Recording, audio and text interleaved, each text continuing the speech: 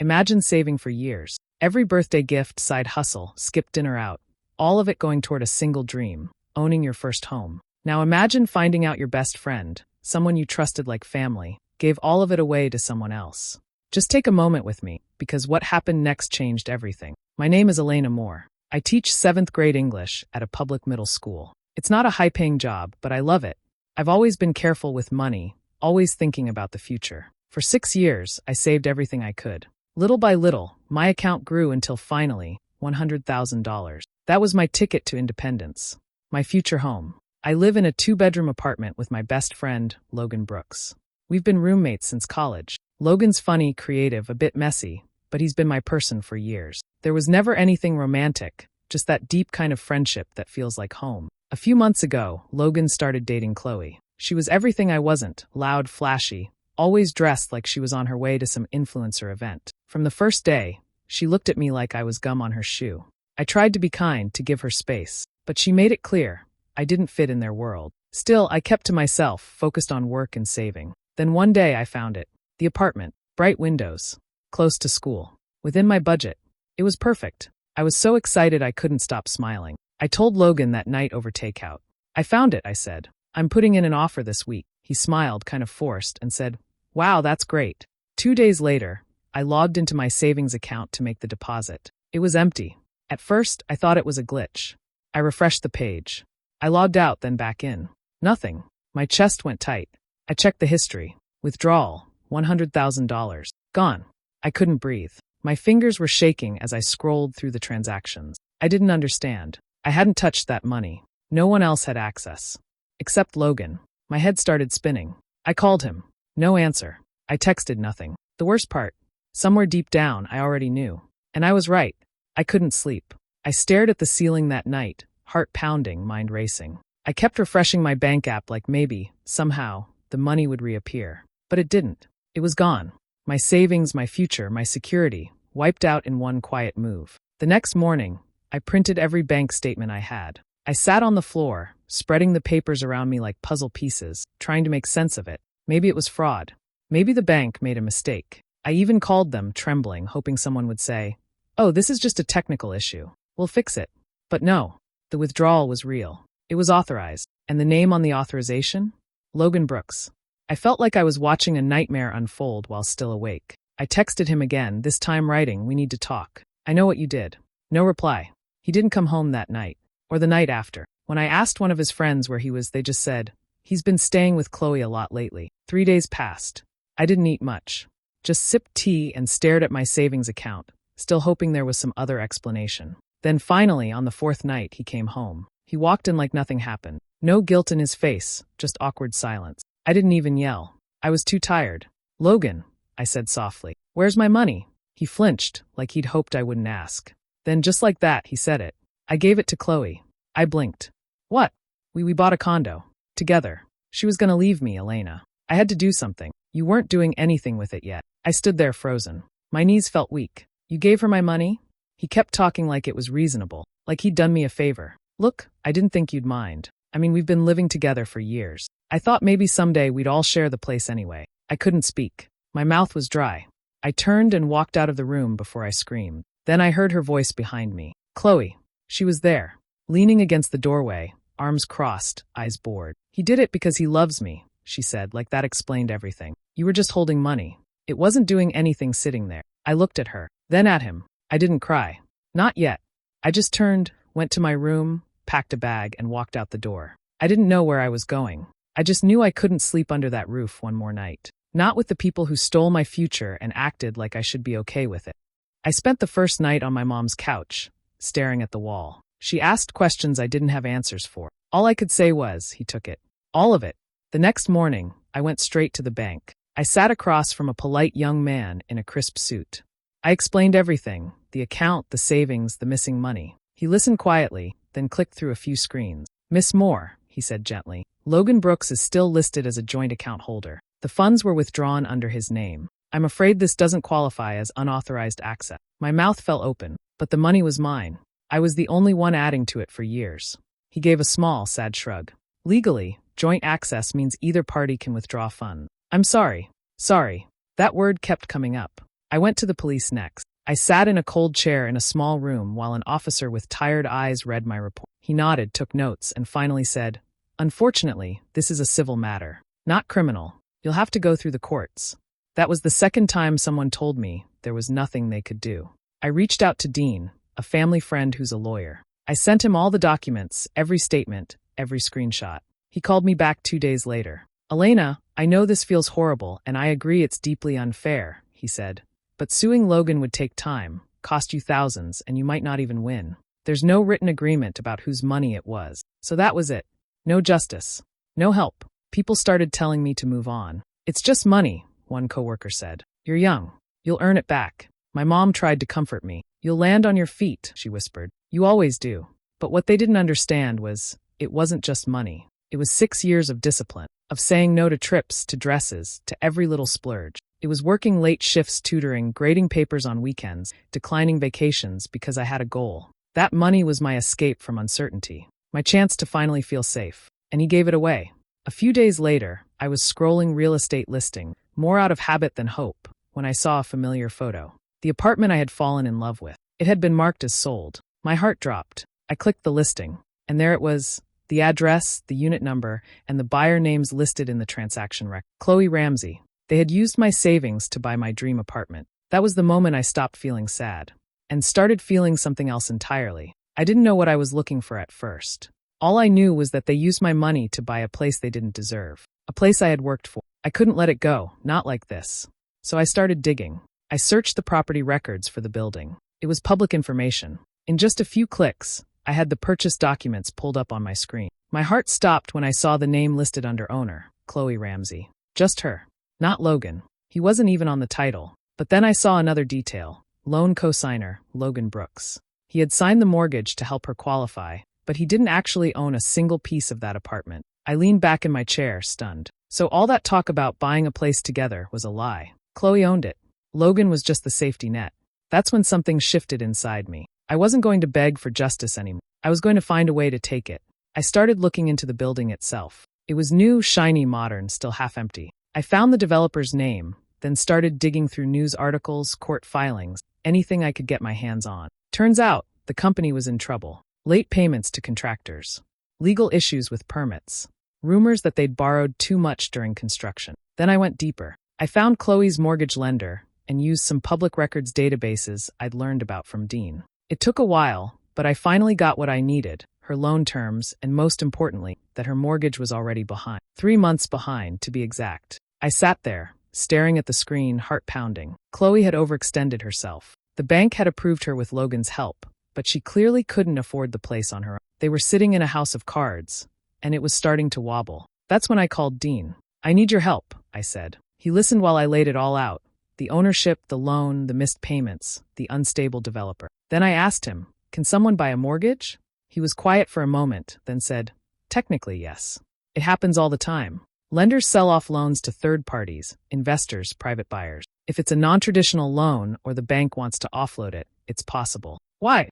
"Because I want it," I said. "I want to own the debt tied to that apartment." He exhaled slowly. "You're serious?" "Dead serious. Because if no one else was going to fight for what I lost, then I would. And I'd make sure they finally knew what it felt like to lose something that mattered." I knew this wasn't going to be quick. I wasn't looking for drama. I didn't want to yell or throw punches or post about it online. I wanted something quieter, something permanent. So I started building my case, slowly, carefully, without a word to anyone. Dean helped me make a checklist. We needed to understand exactly who owned the mortgage, how stable the loan was, and whether there was any chance it could be purchased. Most people don't realize that loans, especially risky ones, get sold all the time, especially when banks want to get rid of liability. The first thing I did was track down the financial trail. The developer of the building had borrowed from multiple lenders to finish the project. One of those lenders had packaged some of the condo loans, including Chloe's, and sold them off to private investors. That was my window. I spent hours researching, calling, asking careful questions, never revealing who I was. Eventually, I found a contact, a private note holder based out of Arizona. He was holding the debt on Chloe's apartment, and yes, he was looking to offload. He said it was non-performing, which meant she hadn't been paying consistently, and it wasn't worth the hassle anymore. I told Dean, and we moved quickly. We created a shell company, a basic LLC with no traceable name. It wasn't illegal. It was smart.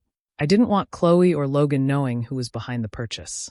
Dean handled the paperwork. I used what was left of my savings and borrowed the rest from my mom, who trusted me completely, even if she didn't know every detail yet. Within 2 weeks, it was done. I owned the lien. Me, Elena Moore, the quiet teacher with her heart ripped out. Now, I was the legal holder of the debt tied to the very apartment Chloe and Logan lived. They had no idea. They thought they'd won. They were probably lounging on that balcony, drinking overpriced wine, laughing at how they got away with everything. But they were living on top of something very fragile now, something I controlled. I didn't move fast. That was the point. I wanted them to feel stable, secure. I wanted them to believe everything was fine, because when the floor dropped out from under them, I wanted it to be a complete surprise. No warnings, no mercy. Just consequences. This wasn't about revenge for the sake of hurting them. This was about balance. About standing up for the version of me who cried on the floor when she saw her savings gone. For the girl who was told to let it go. I wasn't letting it go. I was playing the long game. And I was going to win. It started with a letter. A formal envelope delivered to the condo, addressed to Chloe Ramsey. Inside was a foreclosure notice, official and cold. It detailed the missed payments, the transfer of loan ownership, and the legal proceedings that were now underway. They didn't know who sent it. That was the beauty of it. At first, there was silence. Then came the storm. Logan showed up at my school. He walked straight through the front office and found me in the hallway between classes. His face was red, eyes wide with panic. "Elena," he said, almost breathless. "What the hell is going on? We got a foreclosure letter. Is this you? Please, tell me this isn't you." Students walked past us, whispering, staring. I led him into an empty classroom and shut the door. "You wouldn't really do this," he said, "right? I know you're mad. I know you feel betrayed. But this is too far." I looked at him, this man who once shared Chinese takeout with me on our couch, who I trusted like a brother. I waited for the guilt to come. It didn't. "You did this to yourself," I said quietly. "The moment you handed over my money like it didn't matter. Like I didn't matter." He shook his head, voice cracking. "But Chloe, she needed it. We were building something together." I almost laughed. "You weren't building anything. You were handing her bricks stolen from someone else." He ran his hands through his hair, pacing. "We'll fix this. Just give us time. Please. You don't have to do this." "I already did," I said. "The clock's ticking." Later that night, Chloe showed up at my doorstep. She didn't knock, she banged. I opened the door, calm as ever. She was fuming. "You're bitter," she spat. "And pathetic. This is because you're jealous. Admit it. You couldn't stand that he picked me." I raised an eyebrow. "Picked you with my money? You're vindictive," she snapped. "You're ruining our lives." I handed her a manila envelope. Inside are the formal eviction papers. 30 days. She snatched it from my hand and tore it open, scanning the first few lines before looking back up at me like she'd seen a ghost. "You think this is over?" she hissed. I smiled faintly. "No, I know it is." She turned and stormed off, high heels clacking angrily down the hall. I closed the door slowly behind her, exhaling a breath I hadn't realized I'd been holding. It had begun. The final countdown. They had taken everything from me without a second thought. Now the walls were closing in on them, and there was no one left to blame. This time the power was in my hands. After the notice was delivered, everything began to unravel, slowly at first, then all at once. Chloe tried to act unbothered, posting filtered selfies in the condo like everything was perfect. But behind the scenes, reality was cracking. She couldn't keep up with the payments. I knew that already, but now it was public. Late fees stacked up. Final warnings were issued. The bank reports showed a pattern of missed deadlines, ignored calls. Logan's credit took the hit too.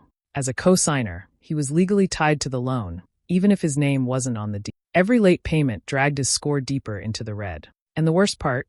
They started turning on each other. I didn't need to be in the apartment to hear about it. A neighbor, an old friend from college who lived down the hall, texted me one night. "Just heard screaming again. They fight almost every day now." Logan started drinking again. I wasn't surprised. It was always his escape when things got hard. Chloe blamed him for not protecting her. He blamed her for needing so much.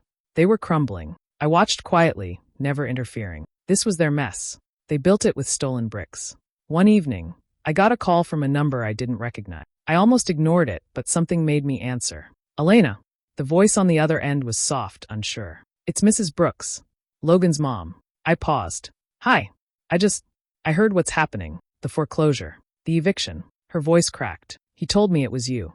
I stayed silent. "I know what he did," she said. "He told me everything. I didn't raise him to do that, Elena. I swear I didn't. Please, is there anything you can do? Anything to stop it?" I let out a slow breath. "Mrs. Brooks, he took everything I had. My future. My peace. And he didn't even say sorry until it all started falling apart. I know, she whispered. He's lost. He's scared. I was scared too, I said quietly. But no one helped me then. There was silence. Then a quiet broken. I understand. We said goodbye. I hung up. I felt heavy but not guilty. And then the day came. The official eviction date. I didn't go to the condo, but Dean did. So did the sheriff. Chloe and Logan had been warned. This wasn't a surprise. They were given minutes to gather what they could. A locksmith changed the locks as Chloe stood on the sidewalk, crying into her phone. Logan sat on the curb, silent, defeated. Dean sent me a photo of the door. Fresh locks. Empty space. It was over. Everything they thought they built with my money was gone. And for the first time in months, I felt like I could finally breathe. The day I picked up the keys, the sky was gray and quiet. There was no excitement, no joy, just a strange, heavy stillness. Dean handed them to me outside the building. No words, just a firm nod. I clutched them in my hand for a long time before walking in. The lobby still smelled like fresh paint and new carpet. Polished floors, clean white walls. It was the same building I had dreamed about, only now it felt different. I took the elevator up slowly, floor by floor, until the doors opened to the unit that had once felt like a future. I slid the key into the lock, turned it, and stepped inside. It was exactly as I imagined it would be, and yet colder. The light filtered through the tall windows the same way it had in the listing photos. The kitchen counters gleamed. The hardwood floors were spotless, but the place felt hollow, like it had been filled with the wrong energy for too long. I walked from room to room without touching anything. The furniture was gone, the walls bare. There were still faint marks where a couch had sat, where photos had once hung. The bedroom was completely empty now. I stood in the doorway for a long time before walking in. I sat on the floor, cross-legged in the center of the room, the walls echoing every breath. I didn't cry. I didn't smile. I just sat there, staring at the walls, breathing. This was supposed to be mine. Not like this, though. Not this version. I stayed for an hour. Then I locked up and left. For weeks, I didn't do anything with the place. I didn't decorate. I didn't move in. I barely even visited. I think I needed it to sit there, quiet, untouched, just to remind myself it was real. That I'd taken back what was stolen. Not to use it, just to own it. When I was ready, I called a realtor. She walked through the place and said, "This will sell fast." She was right. The market was strong. The unit was clean, updated, and still technically new. It sold within 10 days. The profit was more than I expected. Enough to start fresh, truly fresh. I didn't feel triumphant. I didn't celebrate. But I did feel something close to peace. This apartment, once my dream, had become a symbol of betrayal. But now, with the sale complete, it was something else. Closure. In bricks and paper. I didn't get back every dollar Logan took. But I got back something better. My power. My choice. My future. After the sale closed, the emails started coming in. Logan wrote the first one at 2:03 a.m. The subject line was just, "I'm sorry." I stared at it for a while before clicking. It was long, dramatic, full of excuses and half-hearted reflections. He said he didn't know what he was thinking, that he thought I'd understand, that he thought we were closer than just roommates. He said Chloe pushed him, that he was scared of losing her, that he didn't want to hurt me. But he did. He wrote again the next week. Then again weeks later. Every message longer than the last. Some tried to explain. Others just begged for forgiveness. He said he was in therapy, said he missed our friendship, said he didn't even speak to Chloe anymore. I read them once. Never replied. I didn't need to. I didn't hate him. I wasn't even angry anymore. I just didn't recognize him anymore, and I didn't want him anywhere near my new life. Chloe never reached out. Not a word. But one day, out of curiosity, I checked her Instagram. I hadn't looked in months. It was gone. All the pictures, the luxury posts, the apartment tours, the birthday trip she took with my money, gone. The account was wiped clean. Maybe she felt embarrassed. Maybe she finally realized what she'd done. Or maybe she just wanted to disappear from the mess. I didn't care enough to wonder too long. Instead of talking about it, I wrote. Late at night, when the house was quiet, I'd take out my journal and let the words fall onto the page. Not angry rants or wishful revenge fantasies, just pieces of truth. How it felt to be used. How it felt to be invisible when people said, "It's just money." How it felt to win, but feel empty afterward. Writing helped. More than anything else. I didn't talk much about what happened, not even with my mom. She knew the basics, but I kept the rest inside. I didn't want people to look at me with pity. I wasn't a victim anymore. Eventually, I found a new place. Smaller, older, quieter. But it felt warm. Safe. It was mine, not just in name, but in feeling. I painted the walls soft blue. I put plants in every corner. I bought a secondhand reading chair and placed it by the window where the morning light came in. No drama. No flash. Just peace. There was no final apology that made it all okay. No moment where Logan magically became the friend I once loved. And that was okay. Some things don't need closure from others. Sometimes choosing yourself is closure enough. I wasn't rebuilding the old life they ruined. I was creating something new. And for the first time in a long time, it felt good to be alone. One evening after work, I took a different route home. I wasn't planning it. My feet just led me there. And suddenly, I was standing across the street from that building. The one where it all began. The building that once held my dreams and my deepest hurt. I hadn't been back since the sale. But there it was, tall, polished, modern. Just like before. Except now, something felt different. There were toys on the balcony. A small plastic slide. A bright pink tricycle. Through the window, I could see soft lights glowing and the shape of someone setting a dinner table. A family lived there now. Not Chloe. Not Logan. Just strangers, making a home out of the space that once meant so much to me. I didn't stop. I didn't stare long. I just took a breath and kept walking. There was no anger. No ache. Just a quiet knowing. I had let go. My new place is nothing fancy. It's older, smaller, a little creaky in places, but it's full of warmth. I picked every pillow, every cup, every book on the shelf. The walls are painted soft colors I chose without anyone's input. No one helped me buy it. No one co-signed. No one stole anything to make it happen. It's mine. Every inch of it. There's a tiny kitchen where I cook on Sundays, playing old music and dancing in socks. There's a sunbeam that lands on my reading chair every morning, where I sip tea before work. There's peace. People ask sometimes if I ever got justice, if Logan paid me back, if Chloe apologized. The answer is no. And I don't need them to, because justice isn't always loud. Sometimes it's quiet. It's sleeping through the night without anxiety sitting on your chest. It's waking up in a home you chose, where no one lies, where no one takes. The betrayal didn't break me. It taught me. I learned how strong I really was. I learned that silence isn't weakness, and that patience is its own kind of power. Most of all, I learned that some things, peace, self-worth, safety, are worth more than money ever could be. They thought they stole my future, but I built a better one. One choice, one brick, one quiet victory at a time. And now, every night, I lock my door, turn off the lights, and slide into bed in a home that feels like me. And I sleep. Really sleep. Finally, what would you have done if someone you trusted stole everything you worked for? Would you fight back quietly like Elena, or walk away and start fresh? Let me know your thoughts in the comments. I'm really curious to hear your take. And if you enjoy true-to-life stories filled with twists and emotion, make sure to hit that subscribe button and turn on the bell so you never miss a moment.